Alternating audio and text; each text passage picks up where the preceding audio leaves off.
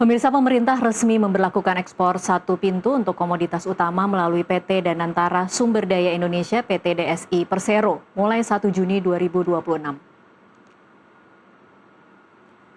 Tujuan pembentukan PT DSI adalah mencegah kebocoran devisa dan mengoptimalkan penerimaan negara. Di tahap awal, PT DSI beroperasi dalam masa transisi selama 3 bulan untuk dievaluasi. Pemerintah menjamin kontrak dagang yang sudah berjalan tetap dihormati demi menjaga kepastian usaha dan kepercayaan mitra internasional. 3 komoditas utama yang dikelola adalah batu bara, kelapa sawit, dan paduan besi atau ferroalloy. PT DSI bertugas mencatat sekaligus mengawasi secara transparan, mencegah praktik ilegal seperti under invoicing, transfer pricing, serta pelarian devisa hasil ekspor.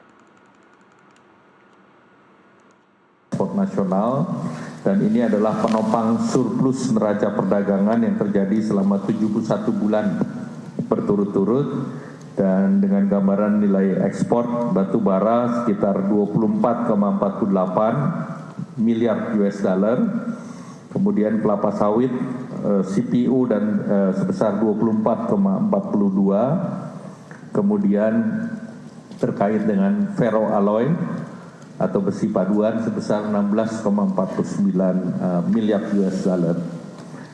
Implementasi akan berlaku mulai besok 1 Juni 2026 yang merupakan periode transisi di mana kegiatan ekspor berjalan seperti biasa oleh perusahaan yang bersangkutan. Namun demikian kewajiban bagi perusahaan ekspor untuk melaporkan kegiatan ekspornya melalui ataupun kepada PT DSI sebagai BUMN ekspor.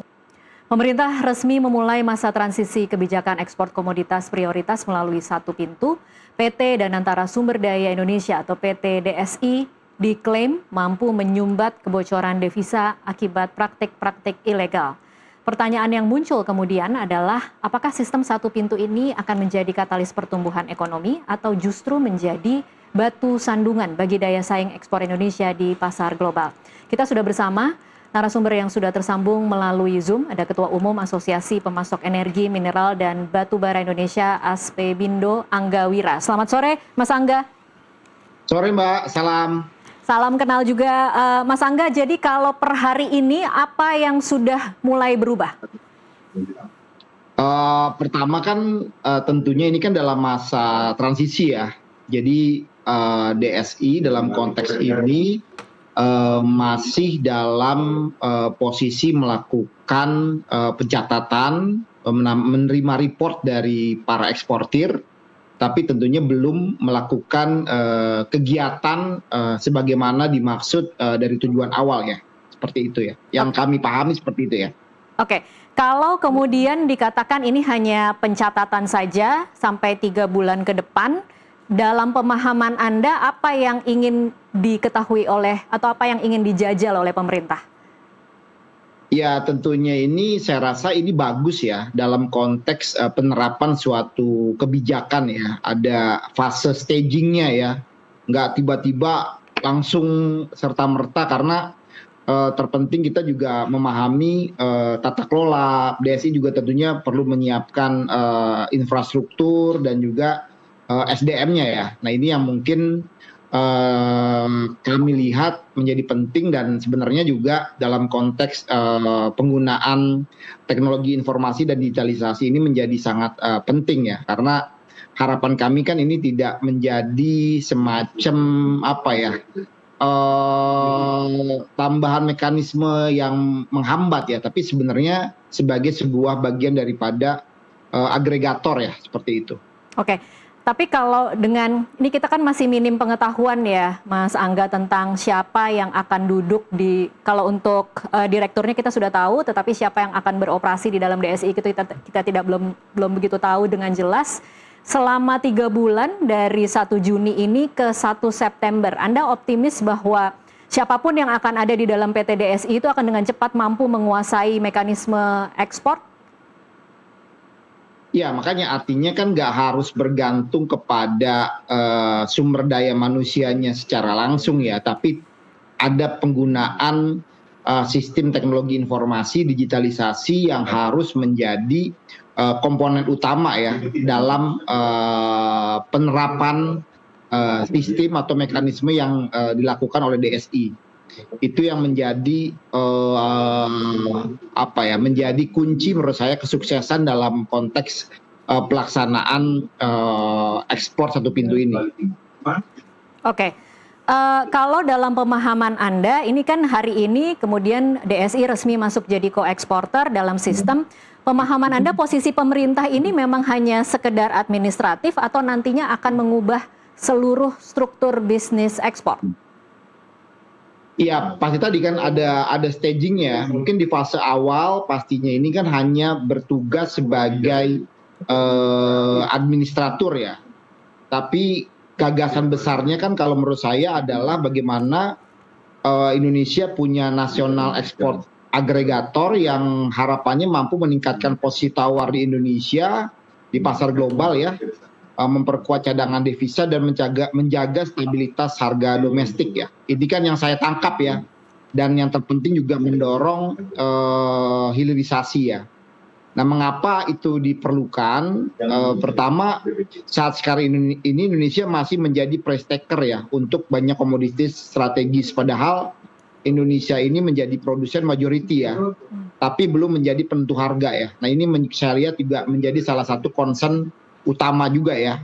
Di samping tadi ada praktek-praktek yang disinyalir, ada praktek seperti under invoicing atau mungkin menjual juga harga di bawah harga market ya. Misalnya juga tidak sesuai HS code-nya dijual misalnya seperti itu. Nah, ini kan bisa sekaligus memfilter ya, begitu. Oke. Mas Angga, nih Anda kan di Asosiasi Pemasok Energi Mineral dan Batubara Indonesia ya.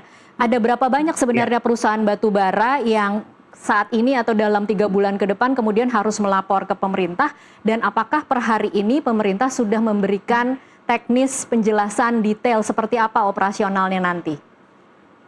Secara teknis belum ya, baru kemarin aja kan kita lihat pressconnya ya, tapi kalau secara teknis seperti apa kami belum mendapatkan informasi. Ya mudah-mudahan setelah libur ini, minggu-minggu ini kita bisa mendapatkan informasi yang lebih detail ya. Dan soal berapa banyak ekspor yang dilakukan dari kuota yang ada di RKAB itu kurang lebih sekitar 70% itu adalah marketnya memang untuk ekspor ya. Di DMO kita itu kurang lebih sekitar 30%-an. Oke. Ini kan memang ada beberapa kekhawatiran ya Mas Angga soal regulasi yang berubah dan soal juga ketidakjelasan bentuk operasional. Yang paling Anda khawatirkan yang mana, Mas Angga? Ya, pertama memang ada persepsi pasti soal fleksibilitas ya. Karena kan saat sekarang ini seperti misalnya eksportir kan bisa memilih buyer, memilih juga harganya, memilih skema kontraknya gitu ya. Kalau misalnya hanya satu pintu kan proses bisa lebih lambat, butuh speed juga, respon terhadap pasar menjadi kurang cepat juga ya. Dan mungkin juga pengalaman juga tentang BUMN misalnya ada tantangan di budaya birokrasi, kelambatan mengambil keputusan tadi resiko-resiko ya terhadap misalnya kasus-kasus hukum yang pernah ada kan. Jadi ini juga menjadi salah satu harus dikelirkan juga gitu ya. Bagaimana dalam konteks legal dan status hukum DSI ini gitu ya. Padahal kalau kita lihat juga kan perdagangan komoditas itu keputusannya butuh cepat, fleksibilitas tinggi, dan juga soal kemampuan juga untuk hedging ya. Nah, ini juga menjadi hal yang perlu ada secure juga dari DSI. Jangan sampai nanti eksekutifnya dalam DSI itu juga tidak berani ngambil kesempatan. Lalu dalam konteks perdagangan internasional ya kita harus juga memperhatikan beberapa aturan-aturan perjanjian perdagangan yang ada ya, misalnya kayak di WTO, FTA, SEPA. Jadi bisa jadi ya, ini mungkin juga nanti bisa secara teknis didalami, negara bisa menganggap juga misalnya negara pembeli ya, misalnya ada kartelisasi ya di negara kita ngatur gitu loh. lalu pembatasan perdagangan. Jadi bisa jadi hal-hal seperti itu. Nah, memang ini harus didetailkan sehingga tidak dianggap kita melanggar aturan-aturan yang sudah baku selama ini gitu. Oke, Mas Angga, ini kan memang melibatkan banyak komponen ya. Saya ingin tahu kalau dari sisi asosiasi batubara sendiri, yang paling mungkin kalau dalam tanda kutip ya, yang paling berisik dan paling gelisah di antara kemudian misalnya kita lihat ada buyer, ada bank, ada trader, ada pemegang saham, apakah semuanya memang saat ini dalam keadaan gelisah karena harus menunggu ketidakjelasan, atau mereka sebenarnya cukup tenang melihat bagaimana proses pemerintah mengatur ada transisi 3 bulan ini? Ya, pertama gini, kami melihat pemerintah kan memang punya tanggung jawab ya untuk membenahi tata kelola yang ada gitu. Kami memahami dan saya rasa ini suatu terobosan juga ya, dan keberanian menurut saya, karena ini kan hal-hal yang mungkin sudah disinyalir ya di beberapa produk, tapi memang khusus untuk batu bara ya, saya melihat misalnya itu kan sebenarnya kalau kita sudah punya harga batu bara acuan juga yang ditentukan oleh pemerintah ya, untuk baik untuk ekspor dan untuk dalam negeri. Jadi kalau ada dalam konteks ini ada praktek under invoicing dan lain sebagainya, saya rasa kalau untuk produk seperti SDA batu bara ini agak sulit ya, karena harganya memang sudah diberikan harga acuan ya.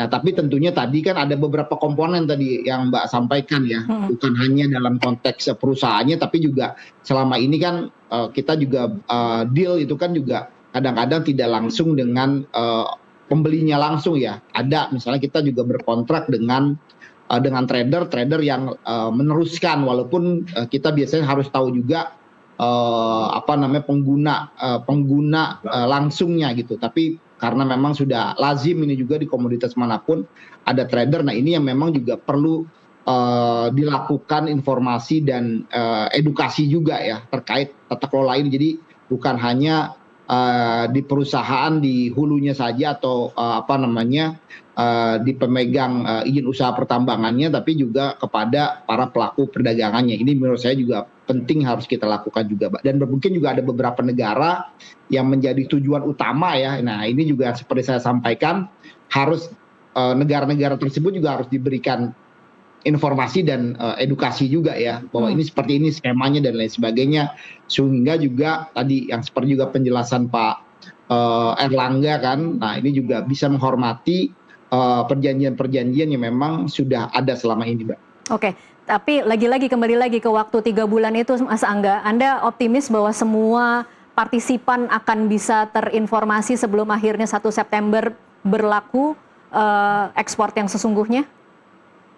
Ya, harapan kami seperti itu ya, harapan kami. Dan kemarin juga kalau kita lihat kan dalam konferensi pers sudah hadir beberapa stakeholder utama ya. Nah, ini harapan kami ya akan tancap gas ini melakukan tadi kan sosialisasi, memberikan informasi secara teknis seperti apa, dan tentunya tetap menghormati mekanisme yang sudah ada sebelumnya dalam konteks kontrak-kontrak yang sudah berjalan kan. Jangan sampai juga ini kan bisa menjadi beban ketika misalnya ada isu dan lain sebagainya ya. Seperti itu, Mbak. Iya.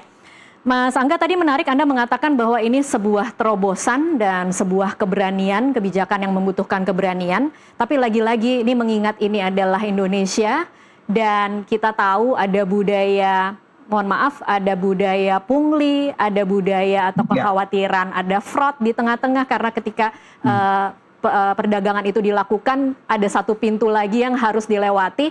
Ada tidak kekhawatiran, dan menurut Anda sebenarnya seharusnya apa yang dilakukan pemerintah agar bisa memberi kepercayaan baik kepada pengusaha maupun kepada buyer bahwa tidak akan ada biaya tambahan di tengah-tengah? Ya, itu yang harus dibuktikan ya dalam pelaksanaannya ya. Kan saya nggak bisa bicara saat ini, tapi kan kita sudah memberikan warning ya kepada secara terbuka ya, bahwasannya kunci keberhasilan DSI ini kan bukan dalam konteks proses sentralisasi ya, tapi juga pada tata kelola yang profesional, transparan, dan memang berbasis kepada pasar dan juga kemampuan untuk membuka akses pasar global yang lebih luas bagi produk Indonesia. Itu juga sangat penting ya. Jadi DSI ini kan menjadi koordinator agregator gitu loh. Iya. Artinya tetap juga eksportir dia punya kesempatan juga untuk tetap membuka kesempatan untuk mencari buyer juga di luar gitu loh. Jadi DSI juga bisa punya fokus tambahan juga. Pertama, intelijen pasar itu juga penting ya. Yang kedua ini ada bagaimana juga berhubungan dengan pembiayaan ekspor, itu juga sangat penting juga ya. Pembiayaan ekspor gitu itu penting gitu ya. Ketika misalnya ada kebutuhan refinancing, nah gimana peran juga DSI. Jadi pembukaan pasar baru gitu, dan yang tak kalah pentingnya adalah konsolidasi kontrak-kontrak itu. Jadi bisa terkonsolidasi sehingga kita punya posisi tawar. Dan yang lainnya adalah kita punya peta terhadap dukungan terhadap hilirisasi. Jadi tidak mengambil semua fungsi daripada eksportir ya, gitu Mbak. Oke, ini saya perjelas lagi ya Mas Angga, ini maksudnya kebebasan untuk mencari buyer baru yang tidak melalui pintu dan antara sumber daya, atau bagaimana Mas? Gini, jadi kan tetap aja, kan tetap kita kan melaporkan kan, Iya. Istilahnya kan menjadi agregator, tapi kan kita pun juga punya peluang untuk bisa mencari market baru ya, tentunya kan dengan kebijakan teknis yang ada. Jadi kita nggak dalam konteks menerima semua ini kayak penjodohan itu ibaratnya semuanya diatur sama DSI kan Iya. Kayak gitu juga. Jadi tetap pihak swasta punya kebebasan dalam berkontrak juga, punya kebebasan, karena itu saya rasa itu juga menjadi menjadi suatu fleksibilitas juga dari DSI gitu loh. Artinya juga jangan terlalu kaku straight. Ini kan tadi kan butuh juga speed up juga ya gitu. Yang penting kan barang kita bisa terjual juga dengan baik, lalu juga dengan harga yang kompetitif juga kan. Pemerintah mendapatkan informasi yang clear sebenarnya berapa sih jumlah nilai daripada ekspor kita gitu. Nanti kan bisa kita evaluasi yang terjadi selama ini, apakah benar terjadi praktek penjualan under value atau juga under invoicing misalnya seperti itu. Nah ini kan bisa kita lihat ya. Siapa tahu nanti setelah 1 tahun terdepan diterapkan bisa terjadi kenaikan misalnya 20-30% daripada valuasi yang ada saat ini gitu. Oke. Alasan pemerintah soal under invoicing dan selisih data ekspor, yakinkah Anda bahwa dengan sistem satu pintu ini akan serta-merta kemudian menghapus itu semua? Iya begini Mbak ya, sebenarnya kan ini kan baru asumsi yang dibangun ya. Nah sebenarnya kita juga menginginkan ya kalau memang ada informasi secara firm ya jangan sampai semuanya dipikir ekspornya under invoicing semua kan. Kan pastinya juga ada eksportir yang memang secara firm gitu loh, benar-benar melakukannya ya sesuai dengan tata kelola yang baik gitu loh. Jadi jangan sampai seolah-olah semuanya melakukan hal ini gitu loh. Ya kan saya juga kasih contoh tadi misalnya kayak di produk batu bara, agak sulit caranya gimana gitu. Padahal kan kita juga sudah punya standar HBA, harga batu bara acuan, yang itu juga sudah sudah diakui oleh government juga gitu loh. Nah, tadi yang mungkin yang bisa yang bisa juga terjadi yang tadi saya bilang itu mengenai misalnya HS code-nya ya, pengaturan HS code gitu ya. Jadi barangnya diekspor apa tapi dibilangnya apa supaya ini kan bisa untuk barang-barang tertentu misalnya. Nah, ini memang perlu pendalaman, kan saya lihat katanya udah ada beberapa yang dicurigai ya itu didalami aja. Kalau memang ada bukti seperti itu, lebih bagus itu dibuktikan juga gitu loh secara langsung. Jadi tidak membuat asumsi liar juga di luar gitu Pak. Iya, itu kan sebenarnya kalau ada banyak pengamat yang kemudian mencermati sebenarnya ini kan adalah fungsi Bea Cukai, INSW, PPATK, penegakan hukum yang kurang maksimal. Nah menurut Anda kalau ini kemudian DSI berjalan tetapi fungsi-fungsi ini tetap tidak maksimal, apakah bisa maksimal untuk menghasilkan tujuan yang diinginkan oleh pemerintah? Ya sebenarnya kita pernah punya kejadian seperti itu ya di zaman Orde Baru ya, ketika pada waktu itu Bea Cukai itu pengelolaannya diswastanisasikan gitu ya, dikasih ke pihak ketiga itu kan. Ini kan bisa menjadi salah satu bahan ya untuk melakukan evaluasi, artinya tidak mematikan juga fungsi yang selama ada, tapi ya dengan ini kan ada proses saling check and recheck satu sama lain kan, seperti itu. Sebenarnya sih kalau ada niat baik yang tadinya profesionalisme, digitalisasi sistem informasi yang ada, praktek-praktek yang selama ini, pelanggaran-pelanggaran yang selama ini ada, ya itu bisa dicegah ya sebenarnya, Mbak ya. Iya, tidak perlu menghukum semuanya dengan DSI ya, Mas Angga? Ya harusnya seperti itu ya. Sebenarnya bukan hukuman sih, kalau saya lihat itu kan memang ada fungsi lainnya tadi yang beberapa yang saya highlight ya sebenarnya. Jadi bukan hanya tadi dalam konteks pencatatan ya atau mereview, tapi bagaimana DSI punya peran yang lebih strategik lagi kan gitu. Oke. Ada lebih dari 800 konsesi tambang aktif, ini artinya DSI akan menangani kontrak sebesar itu dan kita tidak bisa membayangkan berapa nilai nominalnya dalam per tahunnya, Mas Angga. Menurut Anda ini DSI harus diisi orang-orang seperti apa agar kemudian sanggup untuk benar-benar cepat menyesuaikan diri dalam 3 bulan ke depan dan bisa bukan saja mengawasi kontrak yang ada tetapi juga cukup mahir untuk melakukan ekspor dan deal dengan buyer? Ya, Indonesia ini punya sumber daya manusia terbaik ya, sumber daya yang profesional. Jadi memang proses rekrutmennya harus dimulai dengan proses yang rekrutmen yang merit juga gitu. Jadi harus dilihat pengalaman profesionalnya gitu ya. Terlepas dari konflik kepentingan itu paling penting, tapi yang tadi saya sampaikan, penguatan dalam sistem informasi dan digitalisasi itu harus menjadi hal yang sangat penting sehingga proses pengambilan keputusan di DSI ini bisa juga cepat gitu loh. Karena kan ini kan saat sekarang ini kompetisi ini kan soal kecepatan ya. Jangan sampai karena birokrasi yang ada kita kehilangan momentum dan kehilangan peluang gitu. Oke. Satu juga yang menjadi kekhawatiran Mas Angga, kalau terjadi masalah dalam proses ekspor nanti, apakah itu sudah dijelaskan oleh pemerintah? Siapa yang kemudian akan menjadi penanggung jawab bila terkena penalti, dan seperti apa simulasi krisis yang dipresentasikan oleh pemerintah kepada pengusaha? Iya, makanya tadi kan saya sampaikan juga kan ada beberapa resiko hukum dan legal juga gitu loh. Jadi jangan sampai juga ada kriminalisasi juga kan kepada eksekutif di DSI juga gitu. Kami juga sangat khawatir ya. Nanti nggak ada yang mau masuk ya, Mas Angga? Jadi kan dengan resiko seperti ini, karena kan soal pasar ini kan pastinya pergerakan juga sangat cepat gitu loh. Salah kita misalnya mempredik harga gitu ya. Oh, harga yang di standar kita sekian 100 perak gitu misalnya. Tiba-tiba harga internasional udah turun ke 90, kita nggak cepat menurunkan ya pasti kan akan kehilangan.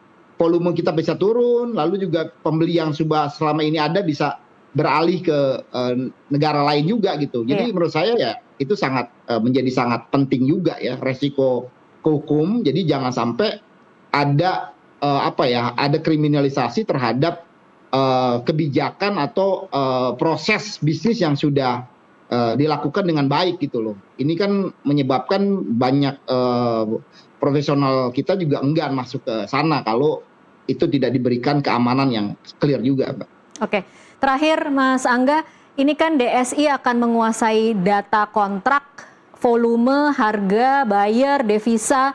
Siapa yang seharusnya mengawasi DSI?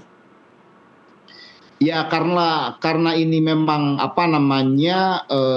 suatu lembaga, aku juga belum tahu formatnya ya. Biasanya dalam suatu kelembagaan perusahaan ya, kalau memang itu bentuknya perusahaan pasti ada dewan komisaris ya. Tapi tentunya karena ini juga dibentuk oleh negara ya, tentunya ada BPKP, BPK juga bisa ikut terlibat dalam pengawasan hal ini ya. Nah ini yang kita juga belum tahu secara teknis seperti apa, tapi ya kami menyarankan lebih banyak pihak yang bisa melakukan pengawasan dan memberikan insight, itu saya rasa sangat penting. Dan juga kalau saran saya juga asosiasi dari dunia usaha bisa ikut terlibat juga ya, memberikan masukan juga ya, supaya proses pengawasan itu bisa lebih efektif juga gitu.